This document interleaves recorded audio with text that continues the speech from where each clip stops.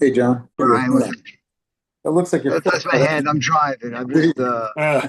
actually I'm just leaving the beach. I got out of the office a little early today, so I came down to the beach. Yeah, sounds good. All Hey right. everybody, how you doing, boys? The speaker's here, Dr. Steinberg. Hey, Couple of orders of business. I have been made aware there's a new website called Horror Store. I'm going to put it in the chat. It's the Barge Berkeley family. They have all of his books up and some really cool videos.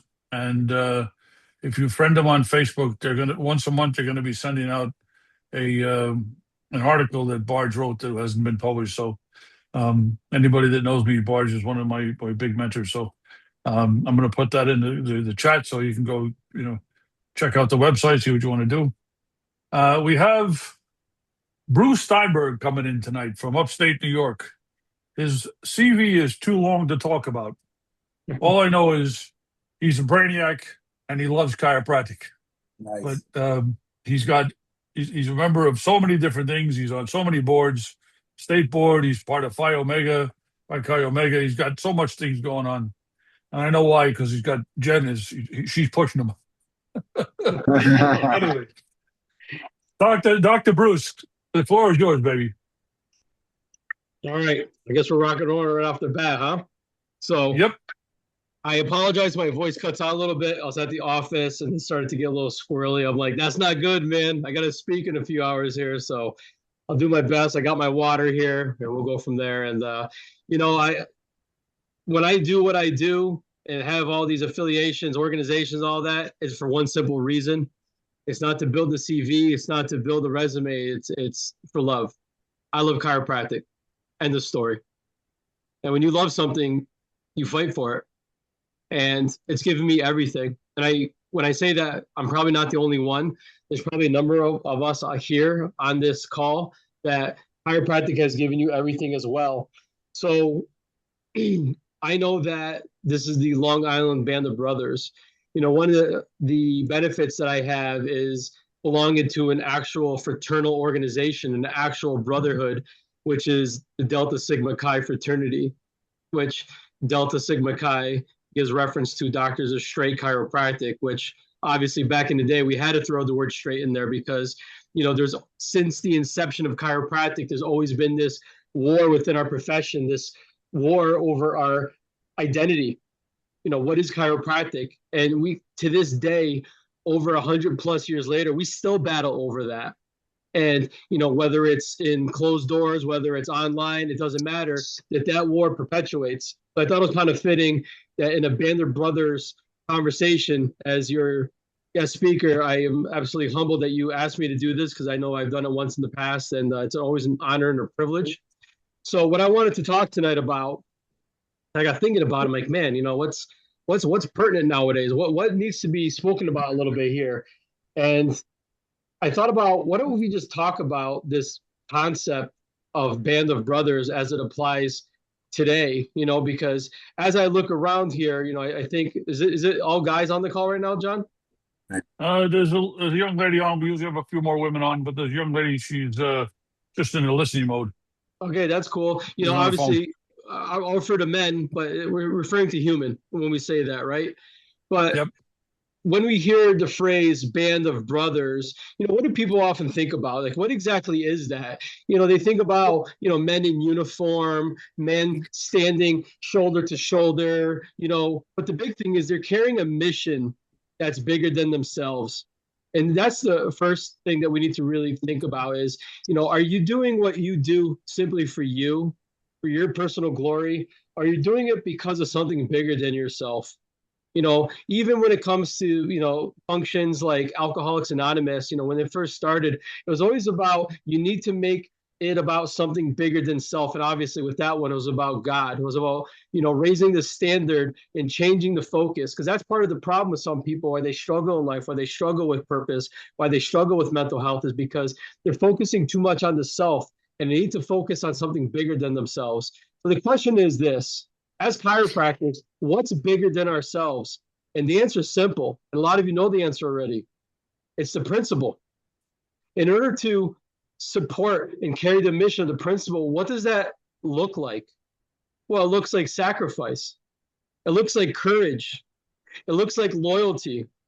You know, if we talk about a brotherhood that's supposed to carry this mission forward, the brotherhood comes together because it's forged by something called pressure.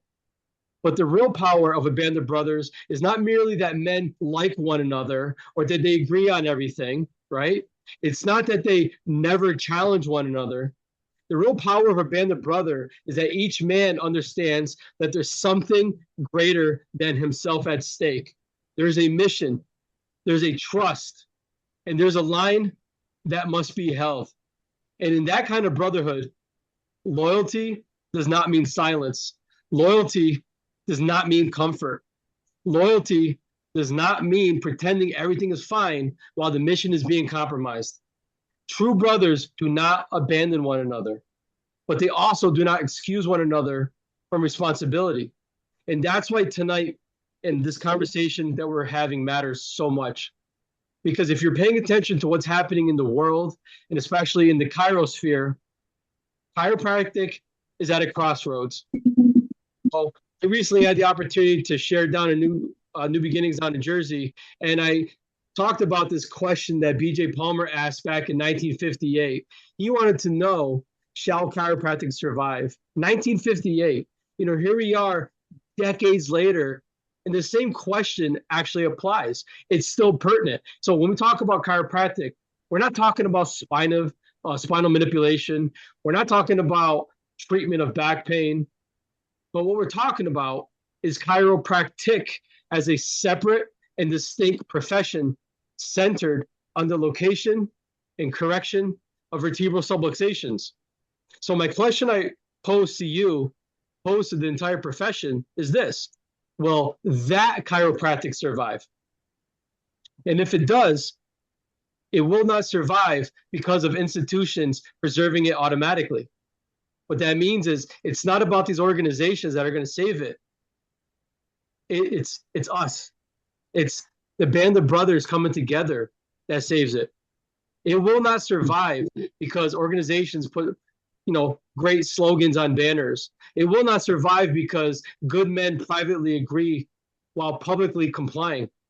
It will survive because a band of brothers decides that the sacred trust is worth guarding. That means that a brotherhood such as this requires something above everything, which is accountability. So this is where the conversation becomes a little difficult, because the systems shaping our profession are not run by strangers. Accreditation, testing, licensing, educational policy are shaped by people. And in some of these cases, these people, they might be our colleagues, our mentors. Sometimes they're our friends. And this is what makes accountability so hard. But a band of brothers cannot be built on sentiment alone, because a band of brothers, if you really think about it, it's a true brotherhood. And in a brotherhood, we do not attack our brothers. We do not humiliate them. We don't seek to hurt and wound them. But we also don't flatter them into failure. We do not protect them from the responsibility that comes with influence. If a brother occupies a seat that affects accreditation, testing, licensing, or any of the educational entities that exist in our profession, then he or she is not merely holding a title. He is carrying a trust. And if that trust is being used, even unintentionally, to move chiropractic away from the principle, then the brotherhood requires us to speak, because silence is not neutral. Silence, unfortunately, becomes participation. This isn't about personal attacks. It's about professional preservation. It's about making sure chiropractic is there for our children's children's children, generations down the road. It's not about humiliating our friends. It's about calling them to a higher standard. And this is not about rejecting meaningful standards, because standards do matter. Competency matters, okay? Ethics matter. Excellent matters. Those all matter. But we must ask whether the systems claiming to protect chiropractic are actually producing better chiropractors, or are they simply producing students who can pass exams while graduating financially buried, philosophically uncertain, clinically without certainty, and disconnected from the sacred trust that they were supposed to inherit. Are supposed to guard it well. A true brother can hear correction without think of it as betrayal. A true brother can be challenged without hiding behind being offensive. A true brother understands that accountability is not hatred. Accountability is love under discipline. If someone believes that he is truly guarding chiropractic from within the systems, hey, John, then what I say to that person is simply one thing. Then show us. Speak plainly. Stand publicly. Push back where it actually matters. Because you got to fight for what you love. Do more than assure us privately that you actually care. Because slogans will not save chiropractic. Sentiment will not save chiropractic. Private agreement, while publicly complying, will not save chiropractic. And unity, if it requires silence in the face of professional erosion, is not brotherhood. It's surrender wearing polite clothing.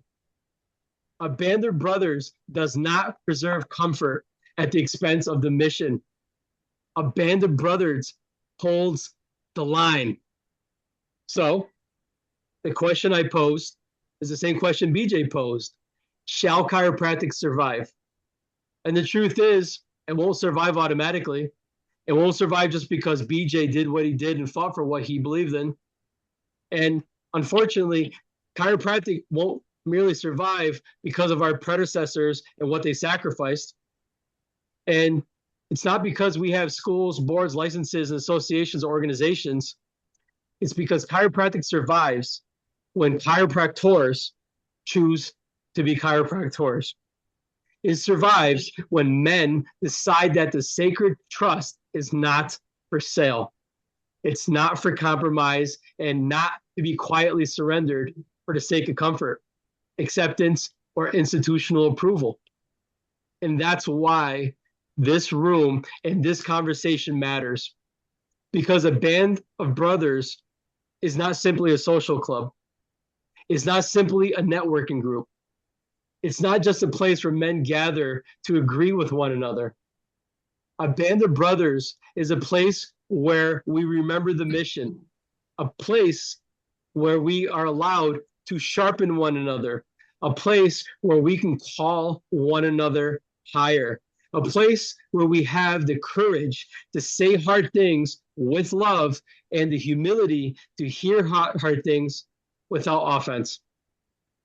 Future generations will not ask whether we preserved everyone's feelings. They will ask whether we preserved chiropractic. They will ask whether we guarded the sacred trust. They will ask whether, when the profession was being reshaped by pressure, debt, gatekeeping, silence, fear, and drift, there were still men willing to stand shoulder to shoulder and hold the line. So the question I ask you is this. Not only shall chiropractic survive, but the question is, will this band of brothers help ensure that it does? The hour for action is not behind us. The hour for action is now. Hold the line.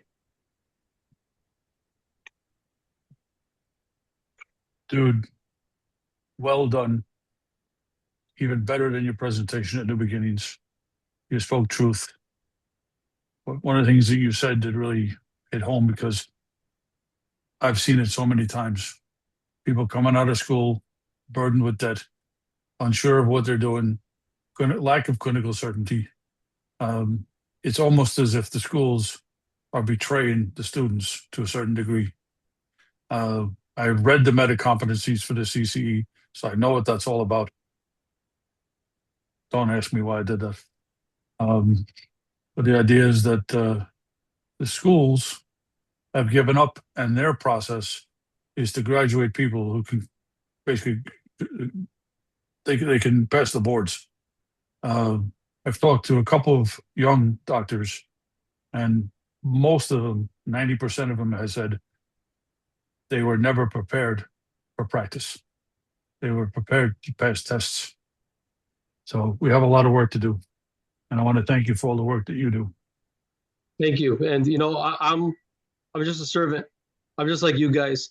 And you can see it. The gray hairs are already starting to kick in. And we go to some of these conferences, and the people that show up, look at the beginnings for the most part. Look at the main Jersey, having a moment here, Garden State Chiropractic Society. What do you see when you look around the room? You see Old gray men. hairs. And what that means is we're not replacing ourselves. And I have a hard time believing there's not chiropractors that are ready to fill the ranks and to replace us and to continue fighting that good fight. But what happens is real simple, guys. The game has changed. And to me, I always said that chiropractors have similar challenges as pastors. Pastors have people that come up that say, I'm thirsty. And they're like, I have a cup of water for you. And they go, no, I'm good. They're like, wait a minute, you just said you're thirsty. I have what you need, what you want. And they say, no, I'm good. Same thing with chiropractic, where some chiropractors, especially some of the newer ones, they don't even know what they have. So if you don't know what you have, how can you sell it? And when you can't sell it, what do? You compromise. And I'm not against therapeutics and all that jazz, okay? As long as one thing is central, and that is the location analysis correction of vertebral subluxations. Because if you do anything in your office and not check someone's spine, you're a fraud. Now, if you check people's spines for subluxation and you decide to get into other things, nutrition, laser, whatever, I'm cool with that. Because our job as a chiropractor is to check that spine for subluxations and correct with an adjustment if necessary. Because that is the whole point of chiropractic. Because if you look on social media, you see all sorts of different people doing random manipulations, and it ain't just chiropractors. We see PTs doing it. We see osteopaths doing it, medical doctors, athletic trainers, you name it. And so what that means is a cavitation of a joint is not ours. But what is ours is the concept of LACVS.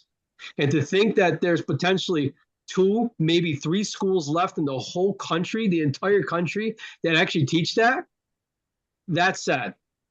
And to think that one of those schools is in a lot of trouble financially and just got out of hot water with accreditation, and we don't know if they're even going to make it, guys, we're in trouble. It's time to stop with the slogans. It's time to stop with the kumbaya.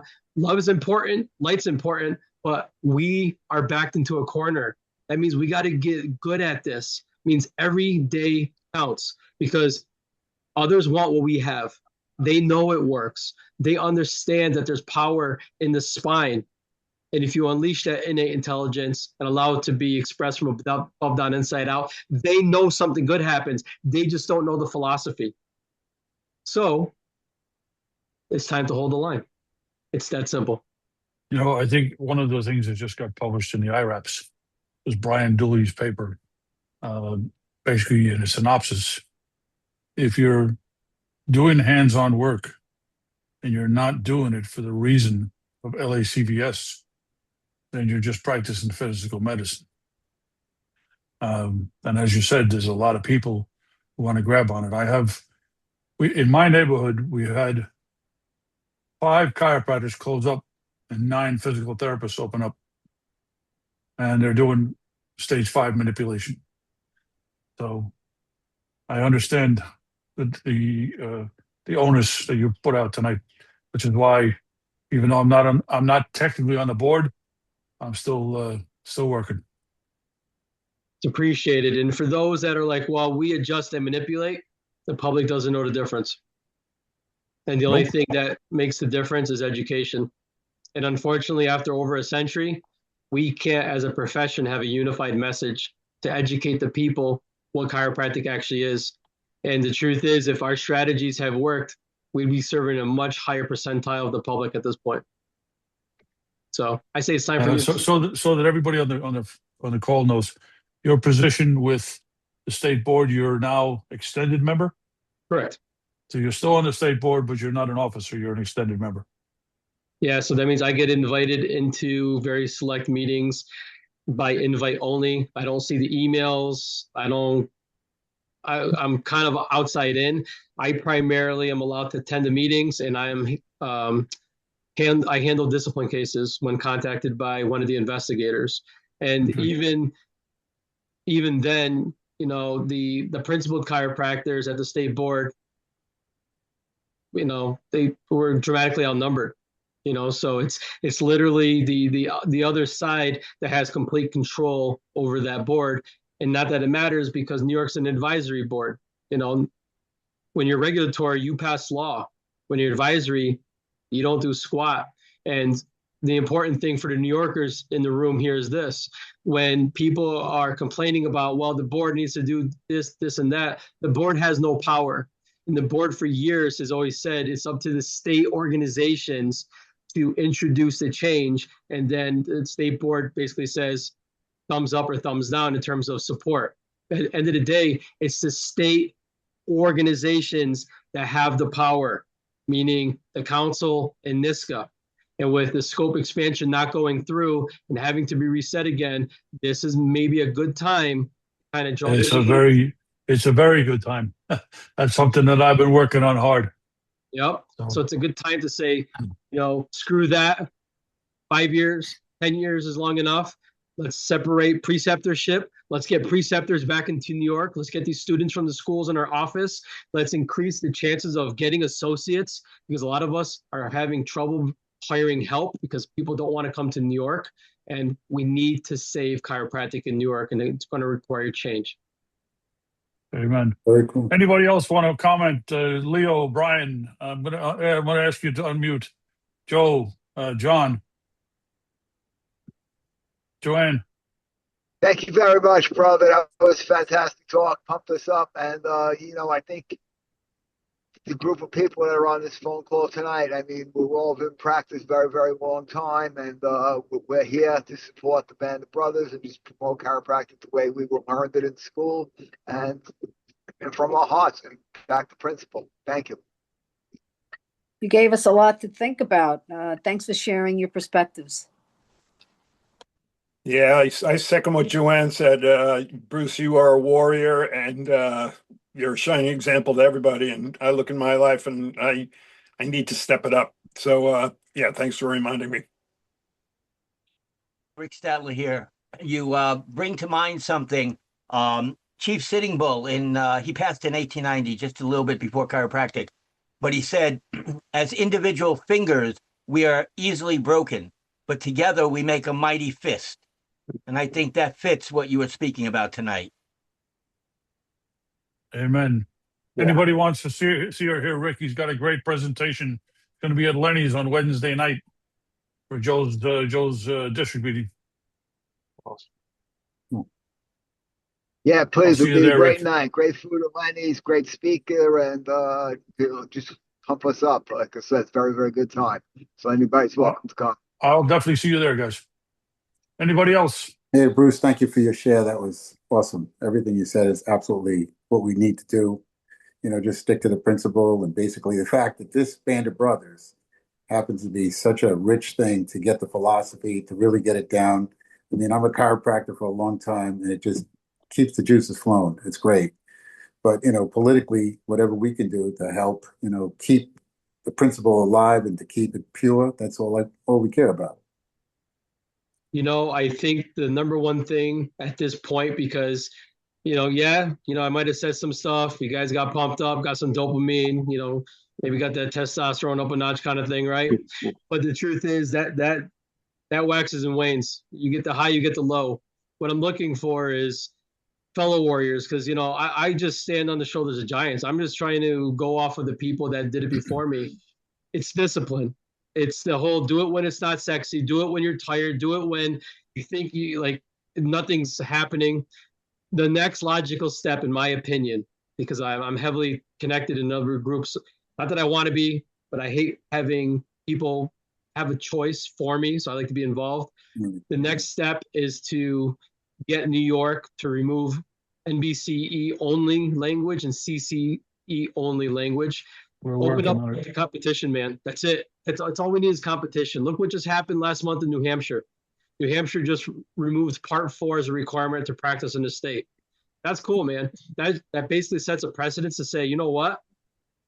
Part 4 isn't creating more public safety. It's not making better chiropractors.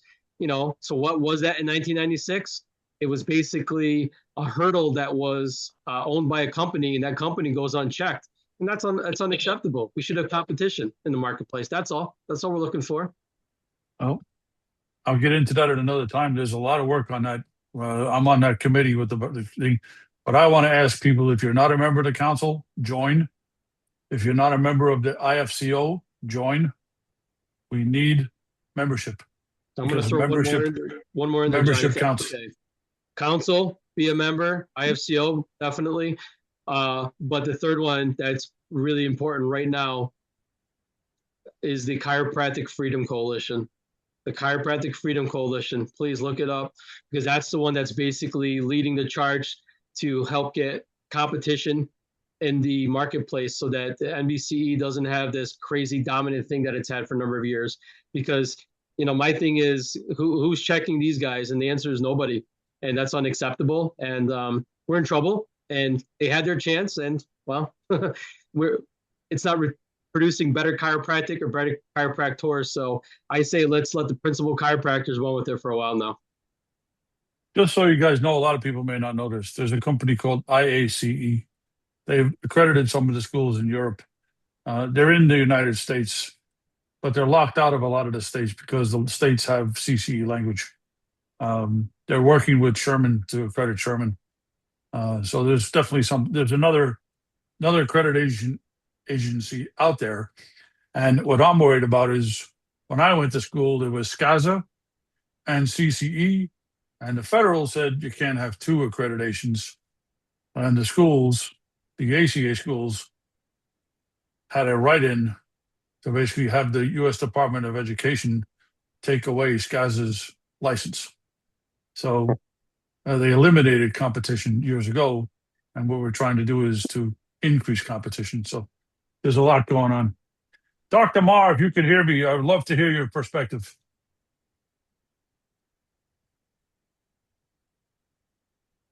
I guess not. All right, guys. All